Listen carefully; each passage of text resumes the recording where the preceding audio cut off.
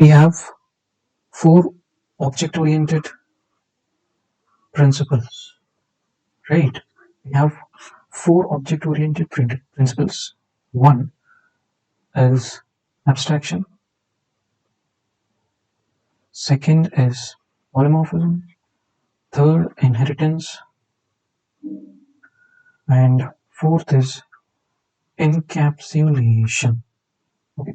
Today, from these four, okay, the first three we will see later in coming videos. Today we'll talk about encapsulation. Okay. Now encapsulation in Java. Okay. Now what is encapsulation in Java in general? Okay. You can see here capsule. Okay. Okay. So whenever someone asks you what is encapsulation and you tend to forget it, remember capsule. Okay. You know the capsule here, right? Capsule tablet which you get in the medical store. Okay, there is a plastic surrounding here. Okay, and inside you'll find the medicine. Okay, so the medicine is encapsulated inside. Okay, it is hiding inside this capsule. Okay, similarly, encapsulation in Java means data hiding. What it is? Data hiding. Okay, now if an interviewer comes and asks what is encapsulation in Java, so will you take this example or this example? Will you talk about capsule or will you talk about data hiding? You should talk about data hiding. Never and ever take this example like capsule is there, inside medicine is there. No, this is just for you to remember the concept. Okay, many do this mistake.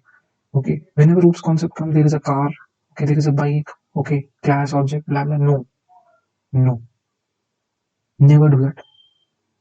First point, whenever encapsulation is being asked, first point you will tell encapsulation talks about data hiding. Okay, now how is the data is getting hide? How is the data hiding takes place in encapsulation? Now we'll take the same example. Now medicine is inside means medicine is somewhere hide it. It's private, right? It has its own private space.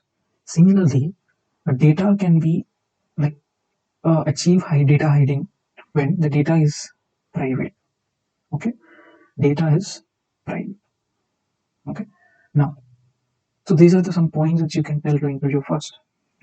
Now, next concept you will see in encapsulation is before entering into the main concept, let us talk about something known as access modifiers or access specifiers. Okay, access modifiers or access specifiers. Now, everything we are talking about is data. Okay, and remember, data can be variables or data can be methods. Okay, anything, anything can be. Okay, now, now we have four access modifiers or specifiers. These are nothing but it's like permissions, like who can access the data, where the data can access. Okay, so we have four access specifiers. One is public, second is private, third is protected, fourth is default. Okay, now we will talk about the whole access specifiers in later videos, but in encapsulation, we're talking about data hiding. Let me drop this here so that you can revise. More than studying, revision is important. You may study and you understand it, but later after 10 days, will you remember? No. When you revise, you remember. Encapsulation, when you're talking about, you talk about data hiding. Okay, how data hiding is taking place, what it is doing. Okay, how it is performed in code. Everything we'll see in the practical part. You will more easily understand that. Okay, now just remember, encapsulation talks about data hiding. Now, how it is achieved using private access specifier. So, in encapsulation, we'll talk about only private access specifier. Remaining we won't talk. Okay, forget about it. This is what you need to remember. Very, very important. If you tell this definition, it will be okay. You know the knowledge. That's fine. Next, you will go and ask to write an example. Now, okay. Now we know that private can achieve data hiding. Now, how do we use private? Okay, where do we use private? And what is private? First of all data members, okay, can be accessed within the class. Within the class, okay, or we can mention all private.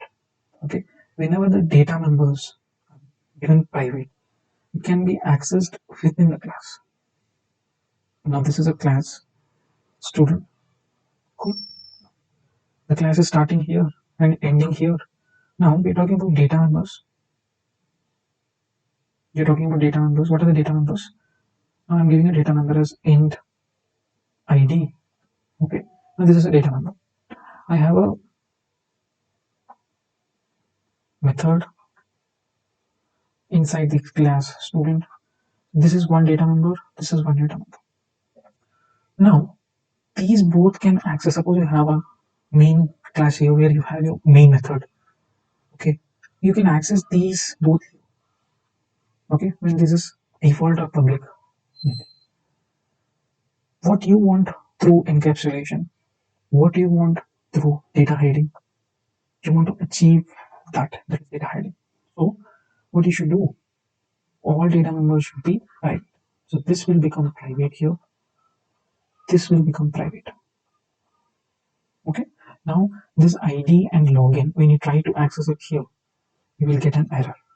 Okay, so private is only accessed within the class members. Think this is as an capsule, and these data members are like medicine. Okay, these are encapsulated. Medicine is inside the capsule, but you can't get it outside.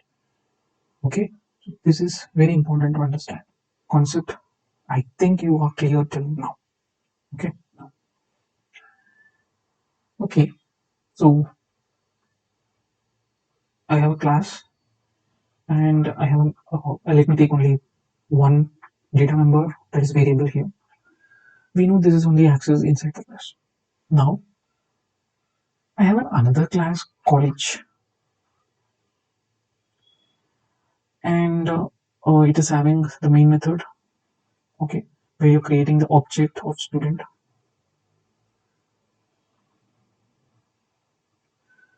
Okay, and you're trying to access this. Okay, I'll write it as student ID. Okay, you're accessing the student ID. Okay, you've achieved data ID. Very good. You're using private. But the student class is having student ID. This student generally belongs to college. He's a college student. Now, some other college wants to access the student ID. This is private. This can only be within the class. You cannot access it here. Is it not dangerous? A college cannot access the student ID. Yes. So, how do we make the college class access the student ID? Now your mind will think, okay, let me make it public. Okay, why to take all tensions? Let me take public. Now student ID can access. But you're violating data hiding, you're violating encapsulation.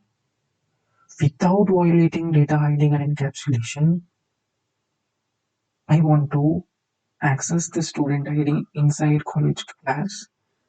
Okay, how is it possible? How is it possible? Okay, now comes the next point the mind brings us. Here, you see the student ID is being accessed directly. Can we have anything indirectly? You want to access something indirectly from the student class, okay, without violating the encapsulation principle. Okay, how is it possible? This you can clearly understand through a coding practice. Okay, before going to that, before going to that, I will talk about data. Okay, now I said this college class wants to access the student ID variable. Okay, what all can college class do? Okay, if you talk about data, you can uh, you know if you talk about accessing data, okay, what will be the thought process? Only two things can be with the data. What you can do, what I mean, okay, you can read and you can write. Okay, these are only two things you want. Okay, the college, this college class wants to access the student ID, means this college class wants to read or write. These are the only two things the college can do. Okay, read or write student ID without violating the encapsulation principle. How is it possible? That you will understand when we will talk practically. Okay, so keep in mind that a college class wants to access the student ID. Here, access means nothing but whether reading or writing. Reading means you are getting the data. You're getting the data from student class to college class indirectly without violating the encapsulation principle. Now, writing the data, you will write the data, that is the student ID, inside the college class without violating the encapsulation principle. Let us see this with an example. Okay, creating a student class.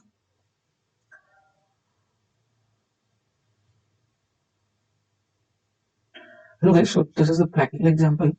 So I have a student class structure and a college class, okay, which contains the main method. Okay, now I have a student ID, right? So, and okay, let it be one variable itself so that you don't get confused. Now, this college wants to access the student. Inside the main method, I have to create the instance, that is the object.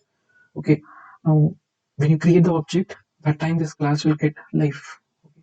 So this is a code. Main is the code creating the object memory for the class student. So let us create that. So one is equal to new. Okay, so I've created the object. Now, oh, okay, let me give some value for this 1, 2, 3, 4, and I'm accessing it here. I just want to print it. Okay, so s1 dot student ID. Okay, so when you try to print, what you get? Let us see. See, you're seeing here, you're getting 1, 2, 3, 4. Okay, so when the access specifier is public, what you get? 1, 2, 3, 4. Okay, but here we are not achieving encapsulation. Remember this point. Whichever program, whether it's small or bigger program, 1,000 lines program, whatever it is, your variable should always be private. It should achieve encapsulation. Okay. Now, see, private, we have given student ID private, and we're trying to access this here. Now I'm running the program. Oh my god, getting error. Student ID has a private access in student. As we have seen, whenever the data member is given private, that data member can only be accessed inside that class only.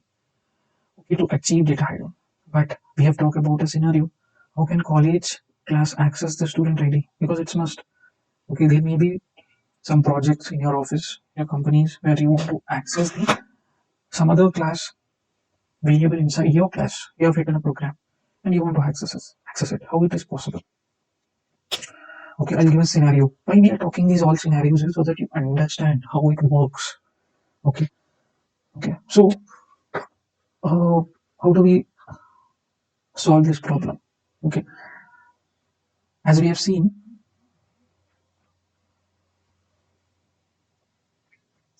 as we have seen, there are two things we can do with this data. That is, you can whether read it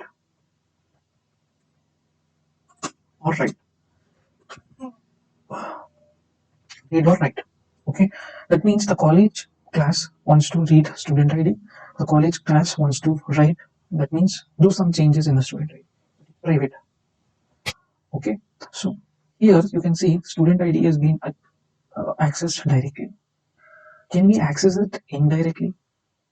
How do we access it indirectly? Okay, without violating the encapsulation principle. We have something known as we have something known as getters and set. Okay, so these are the methods. Okay, these are the methods. So directly you can't access. Indirectly you're accessing. How do you access indirectly? Using getters and setters. What is this getters and setters? Let me remove these all things. Let me remove this TERS also. Now get. Get means what? General English. Get means you are reading. You're reading the data. You're reading the data. Get means you're reading the data. Get the data, you tell. In technical term, you tell reading the data. So what is the data here? Data is student. Okay, from where you're getting this data? From student class. Okay, how we are getting the data from the student class? Using getter method. Okay, similarly, I want to set the data. That means the college class wants to write something. Okay, write the data. Okay, that means do some changes in the student ID. So that means you can generate the data as writing the data. What data? Student ID. Okay, from student class. Yes, how can you achieve this? Using setter method. Oh, something beyond imagination. Okay, setter method. Okay,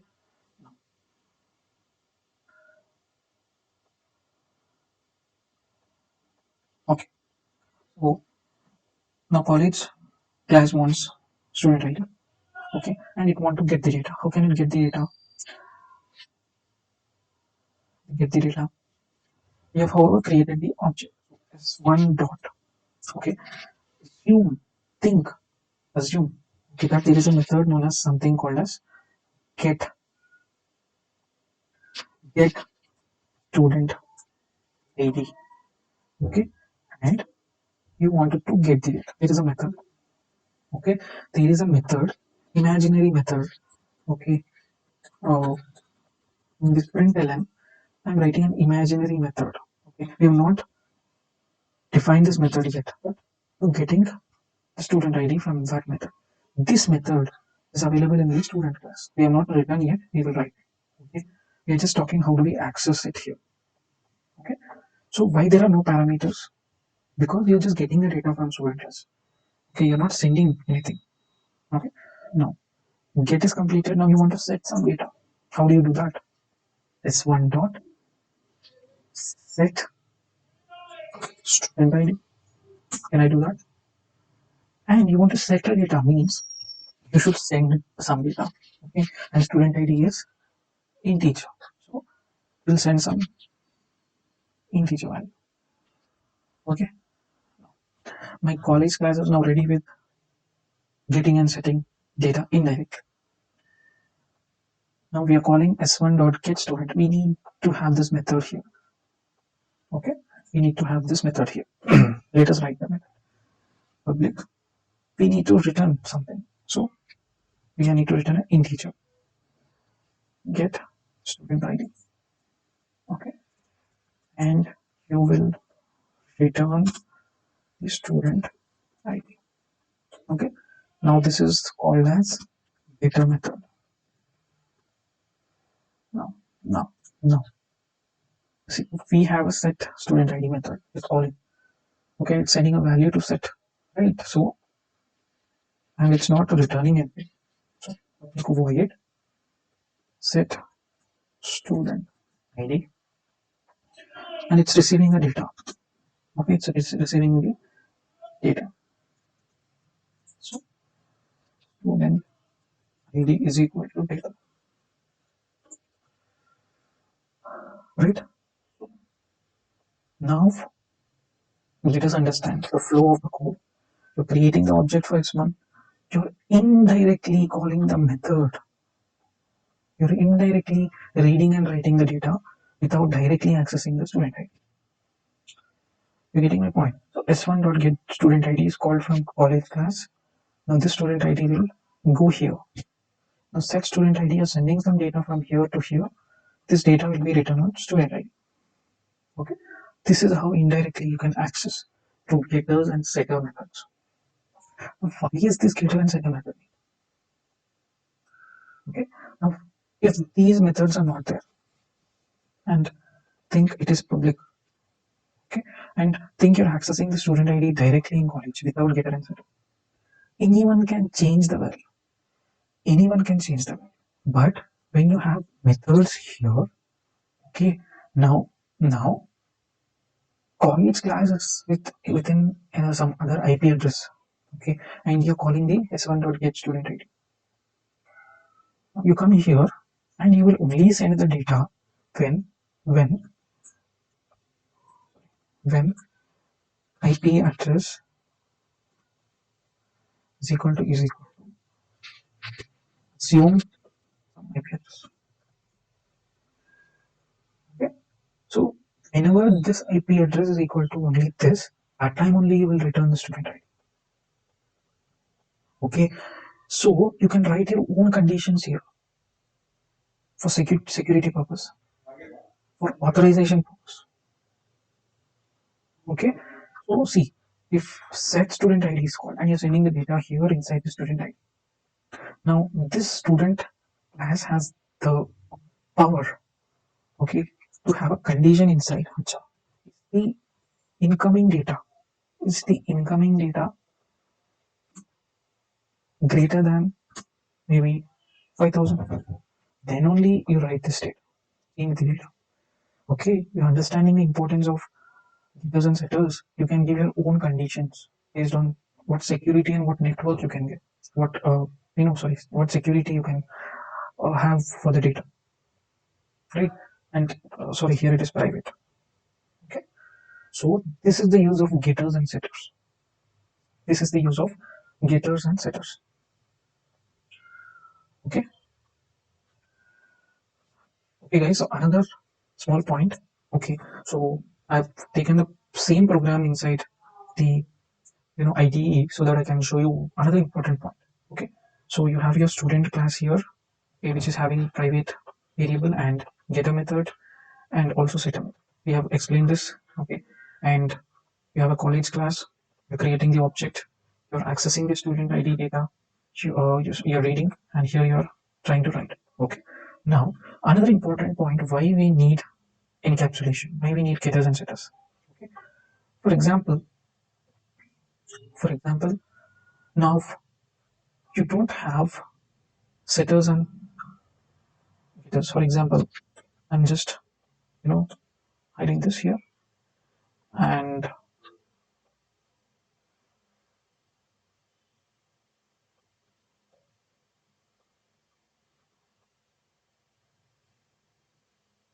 okay. So we are accessing the student ID here. Yes. Let's avoid this error first. Think there are 50 classes like college, and those 50 classes want to access this one student ID or student class. Okay, okay, we can do the same thing which we are doing in college class for 50 classes. But think if the owner of the student.java has changed this to maybe only student. Now, this variable name has to be changed in all the other 50 classes. Yes or no? This is a big problem.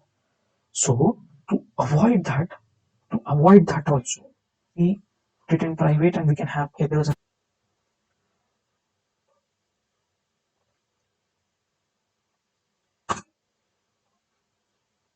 Okay, so to avoid that problem, okay, for that also we are mentioning the getters and setters.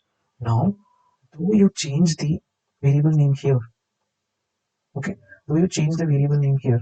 It will not affect in any other classes because these all are only bound to the method names. Okay, you just need to only change the student value here itself, student. Okay, and for the student. Okay, only in one class you're changing the variable name. Okay, and the remaining all classes which are using these variables have no problem. Okay, so this is one of the important thing you need to understand. Okay, summarizing, encapsulation talks about data hiding. Okay, data hiding in turn can be achieved through private access specifier. Okay, then you can give an example of encapsulation which we have seen here. Okay, you'll get 100 out of 100 marks. Okay, so I hope you understood this lesson, and if you have any doubts, please put it in your comments. I'll be happy to help you. Thank you.